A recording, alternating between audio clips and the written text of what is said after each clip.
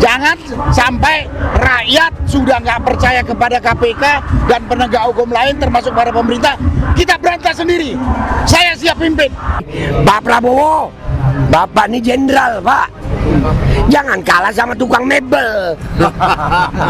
Bapak ini jenderal, pernah turun perang. Dan rakyat Bapak siap untuk perang, Pak. Kalau memang nggak sanggup, bilang nggak sanggup. Demi Allah, rakyat akan turun bakar koruptor. Sekarang kita makan apa, minum apa, sekarang sudah kena pajak. Dan pajak-pajak kita itu mulai dari kecil sampai besar itu dinikmati para koruptor itu. Saya nggak rela sebagai pembayar pajak. Oleh karena itu sudah saatnya sekarang ajukan undang-undang atau rancangan undang-undang hukuman mati untuk koruptor. Titik. Terima kasih Om Lim. Assalamualaikum warahmatullahi wabarakatuh. Teman-teman saudara sekalian, kita tahu korupsi itu adalah kejahatan luar biasa, extraordinary crime. Dimanapun korupsi yang merajalela di satu negara, hancur negara itu. Nah, hari ini teman-teman buruh memprotes kinerjanya KPK. Saya mendukung itu. KPK ini dibentuk dulu untuk membantu penegak hukum yang sudah struktural. Dibentuklah KPK karena yang sudah struktural itu tidak mampu. Tapi kalau nyatanya dibentuknya KPK ini tidak juga bisa memberantas atau menghabisi korupsi, menurut saya KPK ini dibubarkan saja. Karena udah ngabisin duit rakyat. Dan kepada pemerintah, kalau nggak mampu membantu korupsi, bilang pada rakyat, biar kami punya legalitas untuk memberantas secara langsung di lapangan. Karena kalau sekarang kami tidak punya legalitas untuk memberantas korupsi yang sudah ada di depan mata kita, kalau kita lakukan nanti dibilang kita kriminal. Karena koruptor-koruptor ini sudah terlalu luar biasa rusaknya, luar biasa merusak negara. Dan sekali lagi, kalau KPK nggak mampu, bubarkan. Anggarannya kasihkan ke rakyat untuk memberantas koruptor. Kami mampu. Jangan sampai rakyat sudah nggak percaya kepada KPK dan penegak hukum lain termasuk para pemerintah, kita berantas sendiri. Saya siap pimpin habisin korupsi ini. Ya apa boleh buat kalau harus berdarah-darah. Memang tidak ada suatu operasi yang tidak ada korban, nggak ada. Daripada nanti kalau dibiarkan korupsi ini menghancurkan negara, habis rakyat, habis bangsa ini, habis negara ini. Nah, itulah yang bisa saya sampaikan pada kesempatan ini. Korupsi harus diberantas. Kalau KPK udah dibentuk nggak mampu, bubarkan, serahkan kepada rakyat. Kami yang akan berantas korupsi. Itu yang bisa saya sampaikan pada kesempatan ini. Terima kasih. Wassalamualaikum warahmatullahi wabarakatuh. Salam. Ya, banyak tokoh, sedikit-sedikit ya. Ini ada Bang Resmond ya. Bang Resmond, orang mengatakan bahwa tidak ada pembangunan yang dilakukan oleh koruptor ini. Para pejabat ini tidak ada pembangunan, tapi mereka memperkaya diri dan itu sedang merusak bangsa ini. Dan sekarang korupsi itu dijelmakan sekarang ya. Bagaimana kemarahan, mungkin saja Allah mengingatkan kita gempa yang terjadi di Sumatera itu. Ini sesuatu yang memprihatinkan. Bagaimana sikap kita mestinya, Bang Resmond, silakan. Bagi saya korupsi itu sudah merajalela di mana-mana dan cuma satu solusinya, Bang. Pendek saja saya. Ajukan Pak Prabowo Subianto, Mr. Presiden, undang-undang atau rancangan undang-undang hukuman mati untuk koruptor. Ya. Harus bisa kita hukum mati mereka-mereka yang mencuri uang kita. Sekarang kita makan apa, minum apa, sekarang sudah kena pajak. Dan pajak-pajak kita itu mulai dari kecil sampai besar itu dinikmati para koruptor itu. Saya nggak rela sebagai pembayar pajak.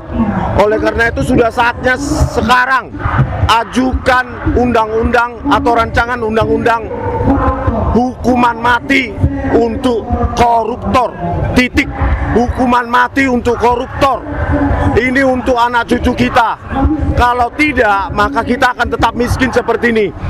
seperti terindikasi dari Gini ratio kita tinggi, artinya rentang antara si miskin dengan semakin dengan si kaya itu jurangnya makin jauh, ya. 10% penduduk kaya ini, elit ini menguasai 90% kekayaan Indonesia. Ini udah nggak benar ini, ya. Ini harus diselesaikan dengan rancangan undang-undang hukuman mati bagi koruptor, maling. Kalian maling, nggak tahu malu kalian, munafik. Ya. Baik, ya silakan. Oke. Jadi saya lebih sepakat dengan idenya jenderal kita, Pak Narko. Pak Prabowo, kalau emang nggak sanggup, ngaku Pak. Nggak apa-apa, bilang aja. Wahai rakyat, saya presiden, saya juga takut sama koruptor. Biar rakyat Pak, kami udah gatel. Kalau emang hukum nggak bisa bikin hukum mati, kami yang matiin. Karena buat kami rakyat, ngelihat saudara-saudara kami yang jadi korban, kami rasanya sudah seperti mati Pak. Bagi kami rakyat Indonesia sekarang, hidup dan mati udah nggak ada arti. Zaman kami sekarang, gimana lagi nanti zaman anak-anak kita Pak? Betul. Anak cucu kita Pak. Kerusakan alam Indonesia yang pasti akan mengakibatkan bencana ke depannya. Jadi sebelum bencana terjadi, Pak Prabowo, Bapak ini jenderal Pak, jangan kalah sama tukang mebel. Bapak ini jenderal, pernah turun perang, dan rakyat Bapak siap untuk perang Pak. Kalau memang nggak sanggup, bilang nggak sanggup. Demi Allah, rakyat akan turun bakar koruptor. Allahu Akbar. Ganyang koruptor. Ganyang koruptor. Terima kasih. Ya, baik. Jelas ya dari para tokoh bahwa rakyat ini sudah timbul bukan pasukan berani mati, tapi pasukan berani matiin. Ini sudah kegeraman rakyat ini. Ini ada seorang pengacara yang rajin ya mendampingi saudara-saudara kita di Tangerang sana menghadapi para koruptor itu. Silakan seperti ini Pak. Terima kasih. Assalamualaikum warahmatullahi wabarakatuh. Hari ini dunia memperingati Hari Anti Korupsi Sedunia. Tentunya negara-negara lain itu begitu bersukaria menyambut hari ini karena mereka di negara mereka korupsi itu betul-betul bisa dihabiskan. Beda dengan kita di Indonesia ini. Kita hari merayakan anti korupsi, masyarakatnya semuanya bangkit bangun menentang apa yang dilakukan oleh KPK. Jadi dengan kondisi sekarang, momentum apalagi dengan terjadinya bencana alam di Pulau Sumatera, itu adalah ulah dari para koruptor. Jadi KPK yang ada di sini, yang dibiayai oleh rakyat, yang dibentuk setelah reformasi untuk mencegah korupsi di Indonesia, yang diperingati hari ini, saya sarankan, saya mintakan, dibubarkan saja, bentuk yang baru, cari orang-orang yang mampu dan berintegritas. Ini orang-orang yang di belakang ini, orang-orang yang tidak berintegritas. Mereka bersama-sama dengan koruptor menghancurkan negara ini. Jadi itu yang perlu, bubarkan saja yang sekarang, pilih yang baru. Orang-orang yang berintegritas di negara kita ini masih banyak, bukan orang-orang ini. Ini adalah orang-orang yang memang dari awalnya diseleksi oleh Joko Widodo. Presiden Prabowo hanya melegitimate aja orang-orang ini. Jadi kita yang ada di sini sekarang udah merasa muak dengan kondisi seperti ini. Jadi harus kita segera ambil tindakan. Kalau perlu seperti yang disampaikan Pak Narko, Pak Rismon, sama juga tadi Bang Aldo. Ya kalau tidak, ya rakyat, serahkan aja kepada rakyat untuk mengambil tindakan. Karena rakyat ini udah nggak tahan lagi. Melihat tahu catatan siapa koruptor.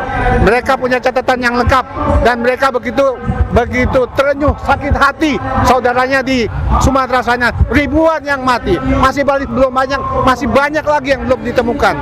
Jadi KPK sudah menghancurkan dan merampok, sudah menghabiskan uang rakyat.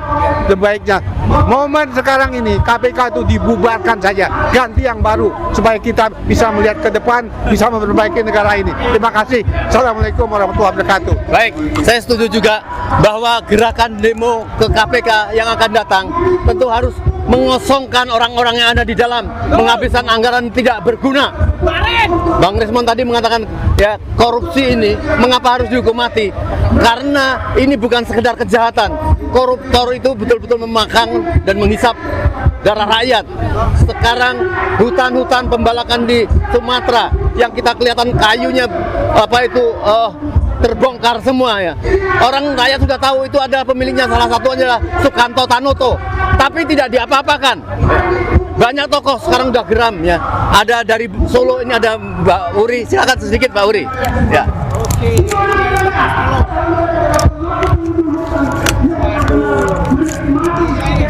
Ya. Ayo, silakan. Ayo Mbak. Apa yang ingin disampaikan masalah KPK, silakan. Kalau saya itu lebih kepada KPK itu kan harusnya independen dan harus memihak kepada rakyatnya. Karena apa? Selama dinasti Jokowi masih rakyat-rakyat ataupun orang-orangnya Jokowi yang sekarang duduk di kepemerintahan, yang sekarang dititipkan ke pemerintahnya Pak Prabowo, bahwa itu kan masih termasuk circle-nya dari Pak Jokowi. Dan itu para koruptor tapi yang kelihatan dan tidak kelihatan mungkin belum ditelusuri, tapi ada yang juga sudah kedapatan dinyatakan sebagai koruptor. Itu memang orang-orangnya Jokowi itu harus dinepalkan kalau menurut saya.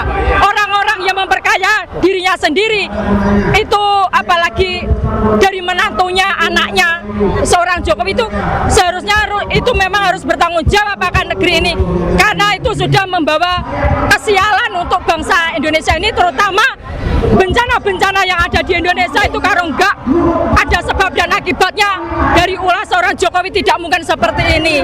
Luar biasa bencana itu, dan memang harus disematkan para koruptor itu dengan rompi orange.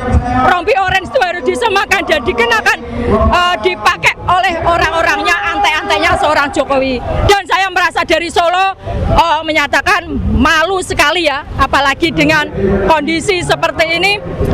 Belum kelar-kelar, apalagi ijazah palsunya itu masih mengelak bahwa itu ijazahnya Jokowi itu memang palsu. Banyak pakar, teman-teman kita sebagai pakar digital forensik dan sebagainya, Bang Rismon, Pak Roy Suryo, juga Bu Tifa, itu tidak kalah pentingnya bila mana seorang Jokowi itu kan pembohong publik yang luar biasa dan menjadikan marwah Indonesia itu di mata dunia jadi terpuruk. Saya melihat seperti itu, dan ini harus diselesaikan. Kalau nggak menyelesaikan secara rakyat, ini harus people power, walaupun Jokowi sudah tidak menjabat, tapi dengan adanya tanda-tanda kerusakan alam itu sudah menjawab bahwa Jokowi memang patut dienyahkan seperti itu. Terima kasih. Baik. Terima kasih Mbak Wuri. Mbak Wuri walaupun dari Solo tapi tidak termasuk geng Solo ya. Bukan geng Solo. Bukan geng Solo. Jadi jelas apa yang dikatakan ini memang harus dimusnahkan ya. Terakhir ada Bapak Jenderal Sony. Kami persilakan. Bang Ismet dulu. Sebentar. Apa yang harus dikatakan kepada Prabowo untuk KPK ini? Apakah dibiarkan keberadaannya seperti ini atau harus dilenyapkan atau dibubarkan? Silakan Pak Ismet. Ya, Assalamualaikum warahmatullahi wabarakatuh. Pada hari anti korupsi sedunia, pada hari ini menjadi satu peluang bagi Presiden Prabowo untuk menyuarakan apa yang sudah beliau teriak-teriakan selama ini dalam orasi-orasinya, bahwa akan memberantas korupsi sampai ke akar-akarnya. Koruptor adalah penjahat negara, ya, dia tidak pernah membangun negara, tetapi koruptor adalah memperkaya diri dan menghancurkan negara. Terbukti dengan bencana di Aceh dan Sumatera, ini terbuka lebar menjadi kasat mata bahwa korupsi, tindakan korupsi dan para koruptor yang membuat semua ini terjadi. Bangsa ini menjadi sengsara dan terjadi pembunuhan sebenarnya dengan korban 800 sekian di bencana banjir itu. Ini merupakan pembunuh berdarah dingin. Jadi KPK kalau tidak bisa independen ya dan harus dikeluarkan dari di bawah presiden, kalau tidak bisa maka harus dibubarkan, dibuat KPK baru yang independen sehingga rakyat bisa merasakan kemakmuran dan kesejahteraan. 25 tahun reformasi ternyata bukannya semakin baik negara ini, justru semakin dihancurkan oleh pemerintahan rezim Jokowi selama 10 tahun, menghancurkan negara ini dan memperkaya diri, membentuk dinasti yang membuat kesengsaraan rakyat. Demikian. Ya. Baik, terakhir Pak Jenderal, ini harus mengeluarkan fatwa kepada rakyat yang sudah muak dan berulang-ulang seperti ini. Apa yang harus dilakukan? Terima Tadi kasih. sudah diminta sama Mbak Wuri, people power. KPK dibentuk tahun 2004. 2004, iya. Ketua KPK-nya yang pertama dari polisi, namanya Pak Taufikur Rahman Ruki, dan beliau berhasil. KPK pada zamannya sangat berwibawa. Oleh sebab itu, KPK yang sekarang harus betul-betul independen, tidak berpihak. Contoh, Firly Bahuri, Firly ya, gagal. Dia sebagai ketua KPK. Jangan sampai kesininya gagal lagi sehingga rakyat tidak percaya. Ketika rakyat tidak percaya kepada penegak hukum, maka disitulah tanda-tanda rusak dan hancurnya negara itu. Ketika hukum itu dilemahkan. Oleh sebab itu kita menghimbau kepada wakil-wakil kita, wakil rakyat yang ada di DPR, pilih ketua KPK yang benar-benar kredibel dan independen. Jangan berpihak. Jangan partai memilih ketua KPK. Sehingga ada beban untuk mereka. Semua tadi teman-teman memberi keterangan sangat benar. Ya, saya setuju itu. Mau dihukum mati, hukum apa namanya, yang penting korupsi harus segera diberantas.